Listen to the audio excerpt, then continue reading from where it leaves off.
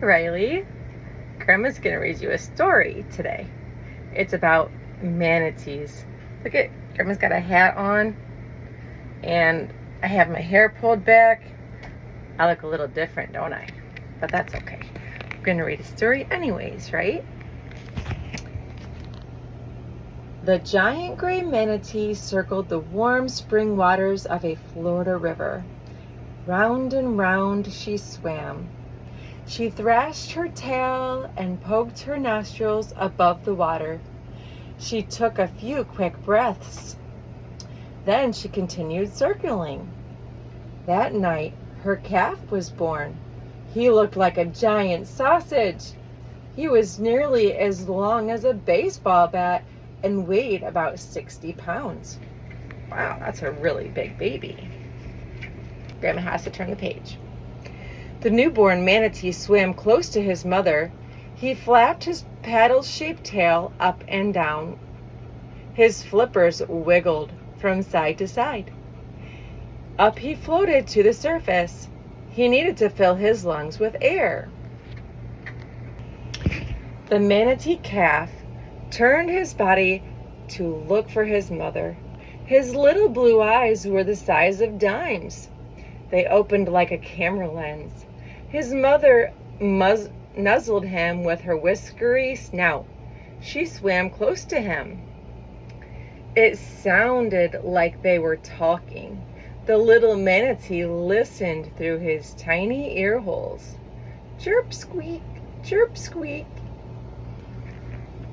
The hungry baby searched for one of his mother's thumb-sized nipples behind her front flipper. When he found it, he began to nurse. His mother rose to the surface to breathe. The calf hung on. We gotta turn the page again. The baby manatee finished nursing. He and his mother rested in the water. Their muzzles touched the sandy bottom. After a very short nap, the manatees floated to the surface.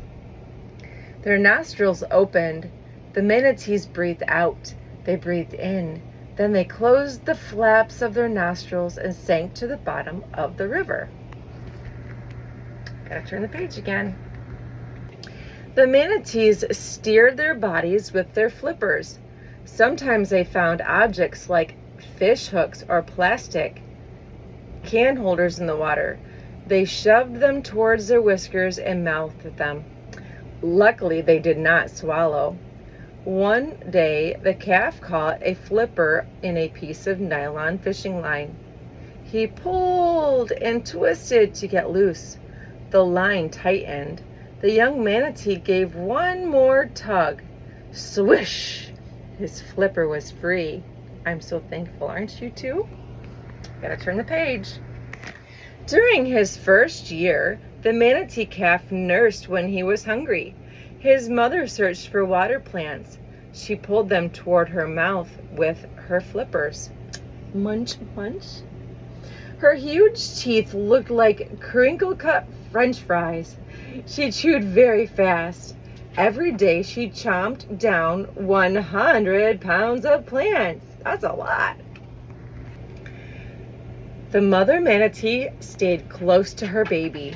She taught him how to take care of himself. She showed him travel routes and where to find warm water when winter came. The two manatees did flipper stands and somersaults together. They explored each other with their sensitive whiskers. It looked like they were hugging or kissing. It's time to turn the page. The manatees swam near the shore. They stayed close to the surface. The calf grew more teeth. He began to eat turtle grass. The sand in his foot wore down his teeth. Oh, wait. Grandma read that wrong. The sand in his food wore down his teeth. One fell out.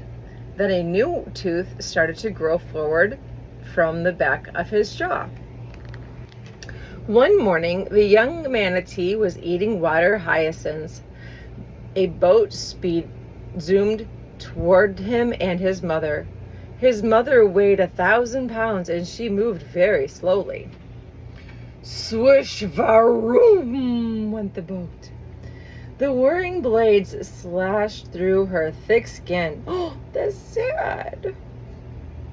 It cut her back. The water swirled above her as the boat sped on. When the water touched the wounds, the bleeding stopped. The injured manatee rose to the surface to breathe. Her calf swam with her to safety near the shore. It would take many months for her deep wounds to heal. The jagged scars on her back would never go away. Winter came. The water turned cold. The baby manatee and his mother headed to warmer water near the power plant. They rode the strong currents together. Squeak, chirp, chirp, squeak. The manatees breathed together. They dived together. They turned at the same time. They rolled over like barrels. They played follow the leader. They bumped and shoved. And they swam upside down. Someday you might be able to swim upside down too, Riley. Spring came and the cold river warmed up. The manatees returned from the power plant where they had spent the winter. When the calf was about 2 years old, he left his mother. He would live in the river until the water turned cold. Then he would swim back to the power plant with the others. One day, several bull manatees began to follow the young manatee's mother. After trailing her for 2 miles, they caught up with her. Uh-oh, what do you think they'll do? A year later, her new baby was born. He flapped his paddle-shaped tail up and down. His flippers wiggled from side to side. He poked his nostrils above the water. Shoo! Ah, shoo! He breathed in his first breath of air. Then he dropped back into the water to find his mother. And that was the end of the story. I hope you enjoyed it.